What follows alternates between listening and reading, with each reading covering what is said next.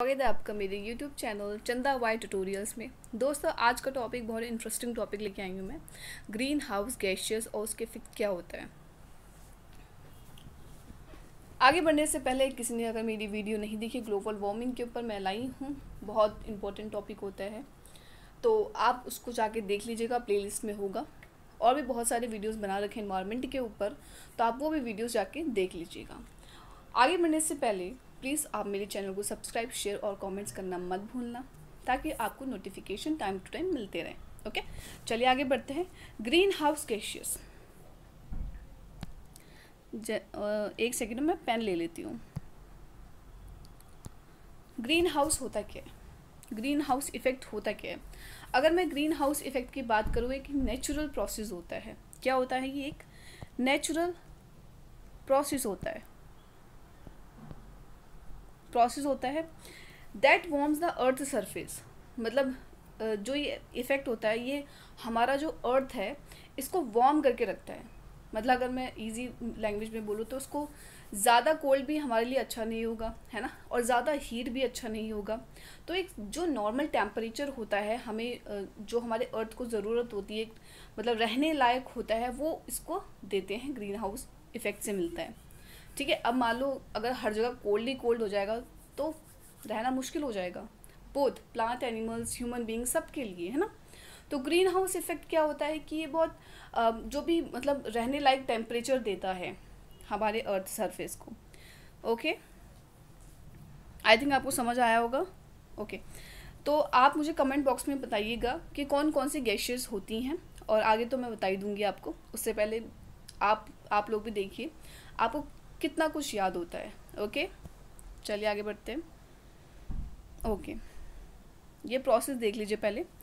ये natural process होता है, इट वार्म्स द अर्थ, को वार्म करता है। देखिए जैसे ये सन है हमारी, ये इफेक्ट मैं आपको बता रही हूँ। देखिए अब सन की जो किरणें होती हैं, सन की किरणें अर्थ पे आती हैं, ठीक है।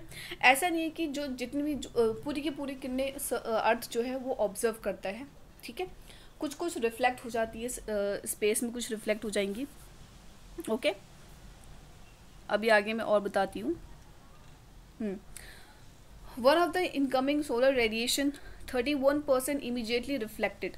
मतलब जब सन की किरणें आती है तो उसमें से क्या होता है कि 31% ऐसी होती है जो इमीडिएटली रिफ्लेक्ट हो जाती हैं, स्पेस में चली जाती है by the clouds, the atmosphere and the earth land surface पे, ठीक है। 30% जो रिमेनिंग बचता है, ओके, वो एटमोसफेयर में ऑब्जर्व होता है। इससे पहले मैं कुछ और बता देती हूँ आपको।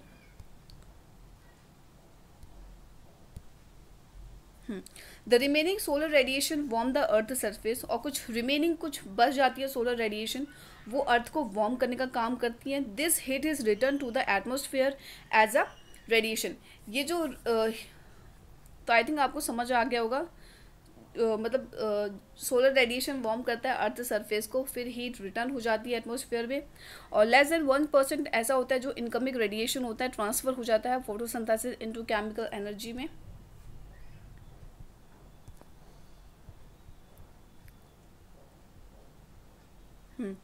अब देखिए ग्रीन हाउस गैसेस कौन कौन सी होती हैं। ग्रीन हाउस गैसेस आपको भी पता होना चाहिए कौन कौन सी गैसेस होती है।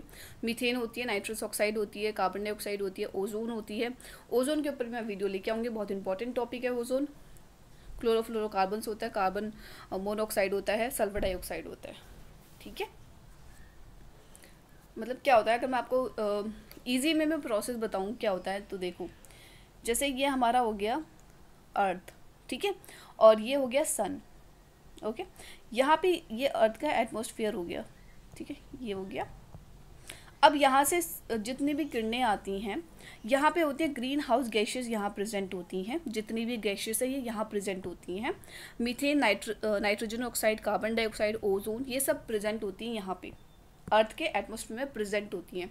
तो मान लो सन की जितनी भी किरणें आ रही हैं हमारे अर्थ के अंदर, कुछ कुछ तो रिफ्लेक्ट बैक हो जाती हैं। जब रिफ्लेक्ट बैक हो जाती हैं तो ये जो ग्रीन हाउस गैसेस है ना, ये उसको होल्ड कर लेती हैं, होल्ड करके ऐसा होल्ड कर लेती हैं, ठीक है। उससे क्या होता है कि जो हमारा अर्थ होता है वो वार्म हो जाता है, ठीक है।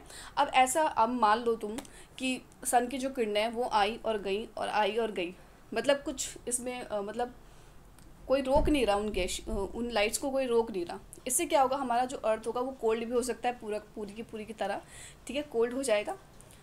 तो ये बहुत अच्छा इफेक्ट नहीं होगा हमारे ऊपर अगर पूरा ही कोल्ड हो जाएगा। आई थिंक आपको समझ में आ गया होगा, ठीक है। ग्रीन हाउस आपने सुना भी होगा, आपने देखा भी होगा, ग्रीन हाउस बनाते हैं लोग, उसमें पेड़ पौधे लगाते हैं। उससे क्या होता है कि जो सन की जो लाइट आ रही है ना, लाइट आ रही है उसको अच्छा इन्वायरमेंट करती है। मतलब क्या होता है कि वो पूरा टैप नहीं कर पाते हैं लाइट को। ऐसा नहीं है कि पूरा टैप कर लेंगे, बहुत ज़्यादा हीट हो जाता है, नहीं, बहुत ज़्यादा कोल्ड भी नहीं होता है, एक नॉर्मल टेम्परेचर होता है, तो उसके लिए यूज़ होता है। In a glasses building in which plants are grown that need protection from the cold weather.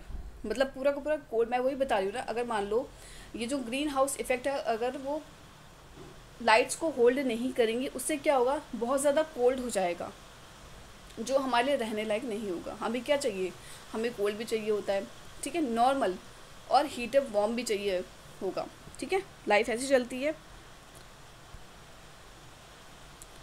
ये स्लाइड से आप लोग देख लीजिएगा।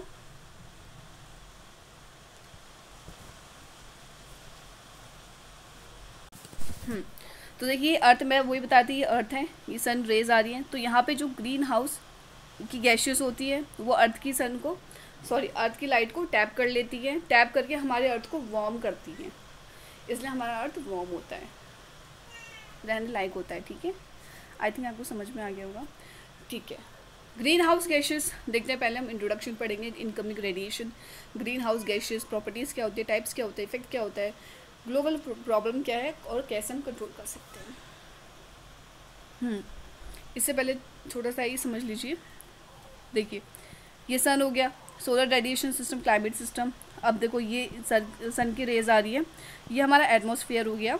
सम solar radiation is reflected earth and the atmosphere, some of the infrared radiation process through the atmosphere, but most of observed and re-emitted कर देते हैं all the direction by the greenhouse molecule and clouds, this effect of which this is warm the earth। इससे क्या होता है कि जो हमारा अर्थ है वो वार्म हो जाता है, ओके। तो पूरी प्रोसेस यही है। ग्रीन हाउस इफेक्ट क्या करता है, हमारे अर्थ को वार्म करता है। इतना ईजी लैंग्वेज में, इतना बोलिए इस लैंग्वेज में यही होगा। इंट्रोडक्शन क्या होता है, green house effect is the rise in temperature that the earth experience because certain gases in the atmosphere gases कौन कौन सी होती हैं मैं बता दूँ तो, water vapours, carbon dioxide, nitrogenous oxide, methane, trap energy from the sun, वही बताया मैंने। Incoming radiation, some traces gases are known greenhouse gases because they function like glasses in greenhouse। Incoming radiation, जो भी इनकमिंग रेडिएशन वो strike हो जाती हैं अर्थ, and some कुछ ऑब्जर्व होती है, कुछ स्ट्राइक होती हैं। This heats the earth and the earth reemits, ये आप लोग पढ़ लीजिएगा, इजी लैंग्वेज है। फिर इसकी प्रॉपर्टीज़ क्या होती हैं, नॉर्मली दिस गैसेस हैव 3 और मोर एटम्स के होते हैं। फिर types of green house gases, carbon dioxide, methane, nitrogenous oxide, ये सब टाइप से मैं पहले आगे बता चुकी हूँ। अब देखिए कार्बन डाइऑक्साइड क्या है, ये क्वेश्चन पूछ लेते हैं, वैसे आपको थोड़ा थोड़ा देख लेना है इसमें से। कार्बन डाइऑक्साइड 80% कार्बन डाइऑक्साइड जो होता है वो एमिशन को कॉज करता है, कहाँ कहाँ से निकलता है ये बता रखा है। बर्निंग फॉसल्स फ्यूल से, इंडस्ट्री से, कटिंग डाउन बर्निंग ट्रीज से, थर्मल पावर प्लांट, ऑटोमोबाइल से, deforestation count 20% of the carbon dioxide increase from the human activity से ज़्यादा हो रहा है, ओके। तो थोड़ा थोड़ा पढ़ लेना आप लोग इसके बारे में ना। ऑटोमोबाइल्स,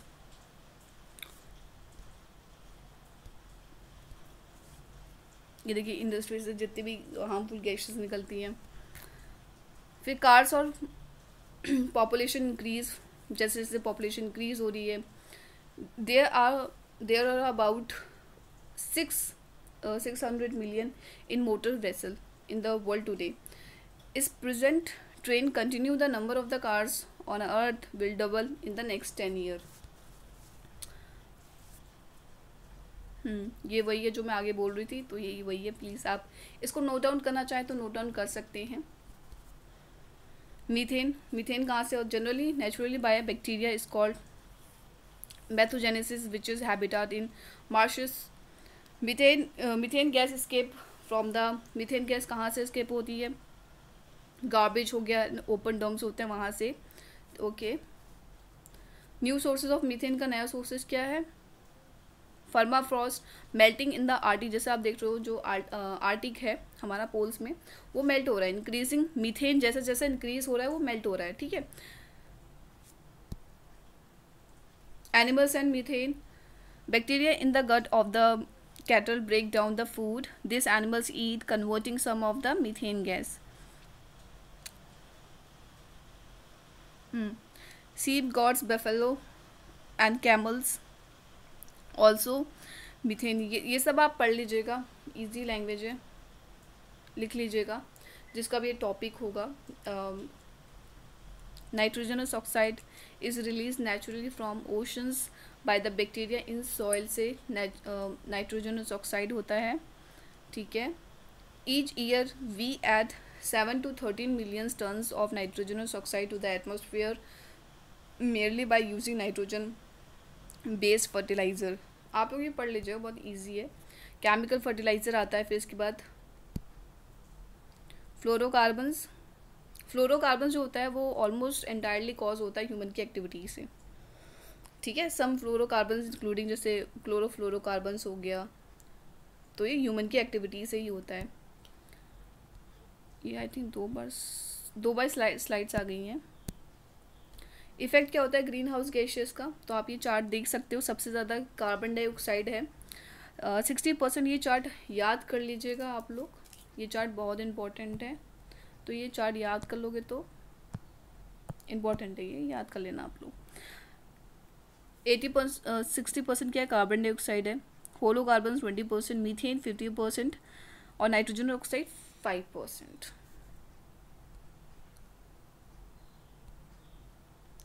ग्लोबल प्रॉब्लम क्या है? An increase in the global temperature would bring changes in entire planet. Change हो रहा है. This makes international issue. ये बहुत इंटरनेशनल इशू बन चुका है ग्लोबल में मैं बात करूँ तो. ठीक है. Individual countries are each responsible for their own greenhouse gases production. मतलब हर एक कंट्री रिस्पॉन्सिबल है इस चीज़ के लिए. आप किसी एक पर्टिकुलर कंट्री को नहीं बोल सकते हो. कंट्रोलिंग हम कैसे कंट्रोल कर सकते हैं? Reducing the consumption of the fossil fuels को हम रिड्यूस करें. एफोरेस्टेशन, जितना आप ज़्यादा पेड़ लगाओगे. Okay. Eco friendly alternative etcetera. CO2 pump into the underground. Bioremediation और सल्फेट. बायो रिमेडिएशन के ऊपर भी मैं वीडियो लाऊंगी. तो ये सब चीज़ें क्या है, कंट्रोलिंग, हम कैसे कंट्रोल कर सकते हैं. ओके. आई थिंक आपको समझ में आ गया होगा ग्रीन हाउस इफेक्ट क्या होता है. इसको आप कॉपी में भी लिख सकते हो एग्ज़ाम के लिए. Okay. Bye bye, take care.